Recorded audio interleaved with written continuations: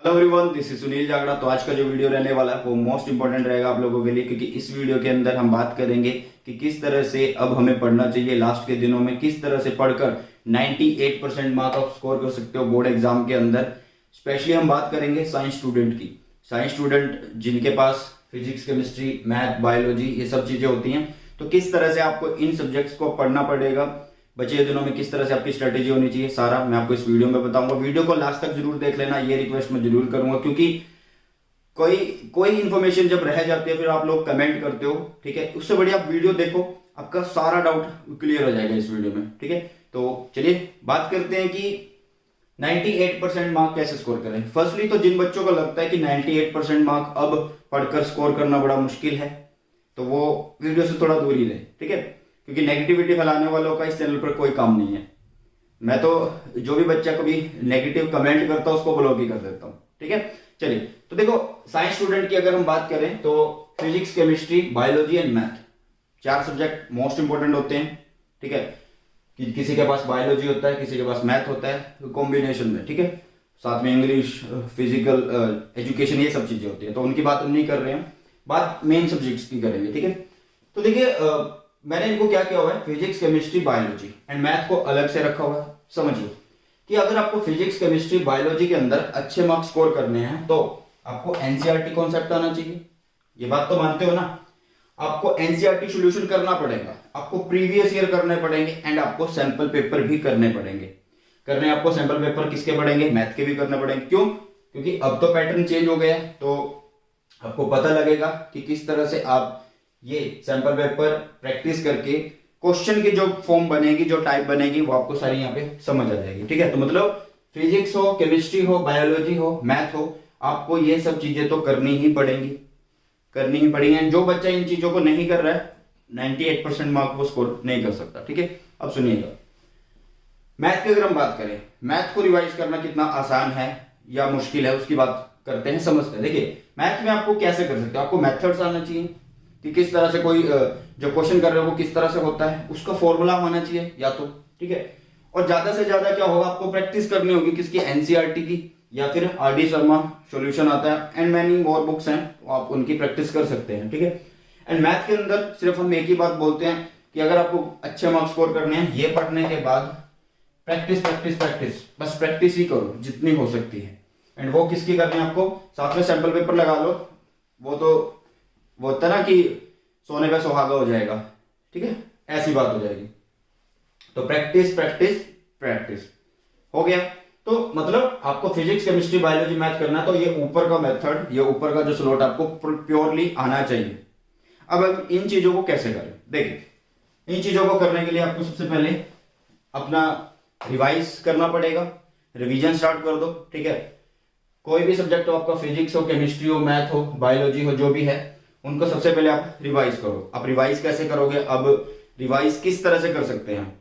अब ये टाइम तो है नहीं है कि बस हम 5-7 बुकें लें और उनको करें। भैया मैंने स्टार्टिंग से बोला है कि एनसीईआरटी जो है वो मस्ट है आपके बोर्ड एग्जाम के लिए, तो ठीक है। तो रिवीजन करनी है आपको एनसीईआरटी बुक। अगर आपने एनसीईआरटी बुक से एक एक लाइन पढ़ी है तो आप उनको पढ़ लो, या फिर आपने एनसीईआरटी पे बेस्ड हैंड रिटन नोट्स बना रखे हैं, या फिर टीचर्स जो नोट्स देते हैं, जैसे कि मैं प्रोवाइड करता हूं बच्चों को, कंप्लीट क्लास 12 फिजिक्स के नोट्स मैंने प्रोवाइड किए हुए हैं, ठीक है। तो रिवाइज करने का तरीका ये है, आप एनसीईआरटी बुक से पढ़ लो, नोट से पढ़ लो, या फिर एक और मेथड है, वन शॉट से आप पढ़ सकते हो। जितने भी सब्जेक्ट यहाँ पे लिखे हैं यूट्यूब पर सबके वन शॉट मिल जाएंगे आपको। फिजिक्स के आपको इसी चैनल पे मिल जाएंगे अकॉर्डिंग टू न्यू सिलेबस, ठीक है। तो आप वन शॉट से अपना पूरा सिलेबस रिवाइज कर सकते हो, रिवीजन कर सकते हो, ठीक है। अब उसके बाद देखो, आपने ये देखना है कि कौन कौन सी चीजें इंपॉर्टेंट थी और वो मेरी रह तो नहीं गई। तो आपको करना है check most important topics. Most important topics को चेक करो और देखो कि जो मोस्ट इंपॉर्टेंट टॉपिक है उनमें से कुछ रहा तो नहीं। जैसे ही आप उनमें आप एक चेकलिस्ट बना लो और उनमें टिक टिक करते जाओ कि हाँ ये भी टॉपिक कर लिया, ये भी टॉपिक कर लिया, ठीक है। तो उससे क्या होगा, आपका कॉन्फिडेंस बूस्ट अप होगा, ठीक है। आपको लगेगा कि हाँ मैंने कुछ पढ़ा है और ये टॉपिक्स जो पेपर में आए हुए हैं ये मैंने कर लिए। अब आपको करना क्या है, प्रैक्टिस करना है क्वेश्चन। किसके क्वेश्चन, एनसीईआरटी के और प्रीवियस ईयर के। बच्चे बोलते हैं कहां तक के करें, आपके पास टाइम है तो आप करते रहो, 10-15 साल तक के कर लो, बट एटलीस्ट 5 इयर्स के तो करिए, 5 साल के आपको प्रीवियस ईयर क्वेश्चन करने पड़ेंगे, ठीक है। अब प्रैक्टिस करते हुए थोड़ी सी प्रॉब्लम ये होती है कि ये जब हम क्वेश्चन की प्रैक्टिस करते हैं तो थोड़ा टाइम कंज्यूमिंग हो सकते हैं। तो इसको कैसे करें? Watch and practice. देखो NCERT solution previous year question YouTube पे अवेलेबल है, मैं खुद करवा रहा हूँ, ठीक है। बाकी सब्जेक्ट का मुझे नहीं पता, बट मैं फिजिक्स का बता रहा हूँ कि भैया फिजिक्स के NCERT and previous year question इस चैनल पर अवेलेबल हैं। अप टू 10 चैप्टर जो हमने कर दिया, आगे उसके करने वाले हैं जल्दी, तो आप उन्हें देखो और जो क्वेश्चन आपको आसान लगता है वो देख के काम चला लो, लेकिन जो मुश्किल लगता है उसको प्रैक्टिस करो अच्छे से, ठीक है। चलिए, उसके बाद इन द एंड आपको क्या करना है, सैंपल पेपर लगाने हैं, आपका कोई भी सब्जेक्ट हो।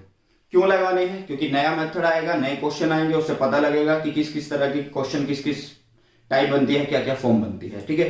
तो मतलब अब ये सारी चीजें बता दी, कहना आसान है, करना मुश्किल है, तो इसलिए सिर्फ कर दिया है, सॉरी कह दिया, मैंने बोल दिया है, ठीक है।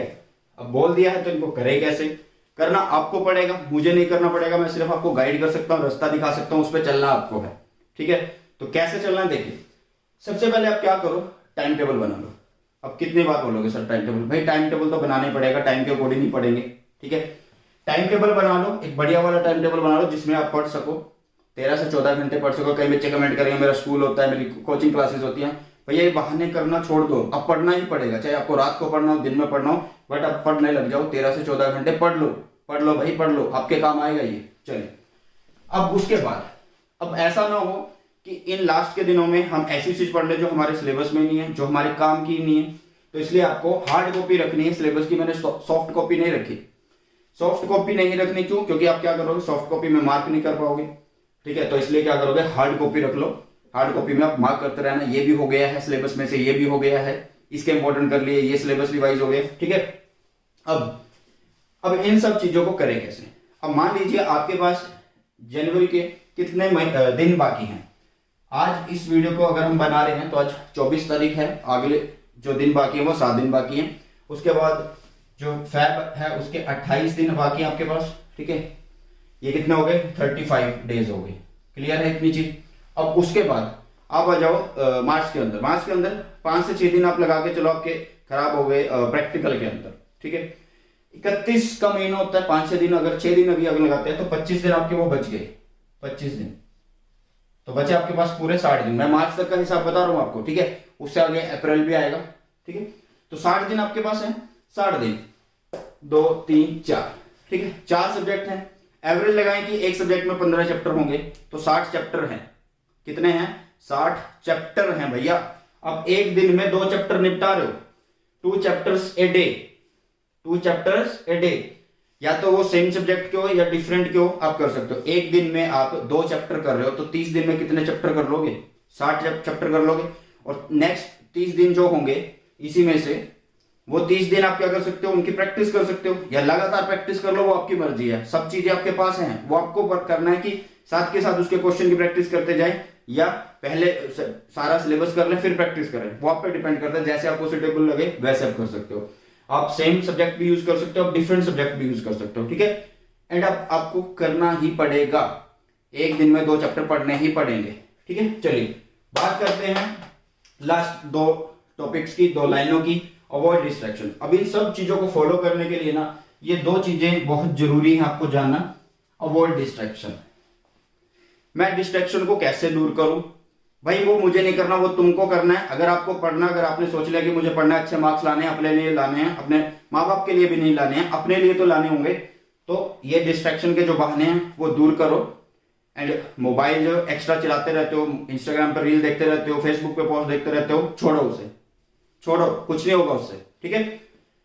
लर्न टू से नो, ये बहुत जरूरी चीज है। हम पढ़ रहे होते हैं, हमारे दोस्त का फोन आता है, ठीक है, और क्या कहता है कि चलो आज चलते हैं घूमने, तो भैया सीख लो, ना कहना सीख लो, वो ज्यादा अच्छा रहेगा। क्योंकि अगर उस टाइम में आप पढ़ रहे हो और अगर आपको लग रहा है कि मेरा काम खत्म ही नहीं हुआ है जो मुझे करना था, तो वो आप काम करो और उसको नो बोलो, ठीक है। तो अगर आप इस तरह की सारी चीजें फॉलो करते हो, एग्जीक्यूट करते हो, तो 101% आपके 98% मार्क्स लाने से आपको कोई नहीं रोक सकता, चाहे आपका फिजिक्स हो, केमिस्ट्री हो, बायोलॉजी हो, मैथ हो। एंड कई बच्चे आप कमेंट करेंगे कि इंग्लिश का क्या हुआ, ठीक है, या फिर फिजिकल एजुकेशन का क्या होगा। भैया वो तो 5-7 दिन में पढ़ भी लोगे, 60 दिन है, अप्रैल का महीना तो अभी मैंने काउंट ही नहीं किया, उसके लिए भी तो टाइम है, वहां से आप कर लेना। तो ये बहाने छोड़ के जो भी चीज है जो समझाई है उसको अच्छे से प्रैक्टिस कर लेना। एंड आई होप कि वीडियो आपको पसंद आई होगी एंड स्ट्रेटेजी आप अच्छे से समझ गए एंड फॉलो कर लोगे। तो मिलते हैं हमारी नई वीडियो में। Thanks for the watching, god bless you all, have a nice day, bye bye, take care.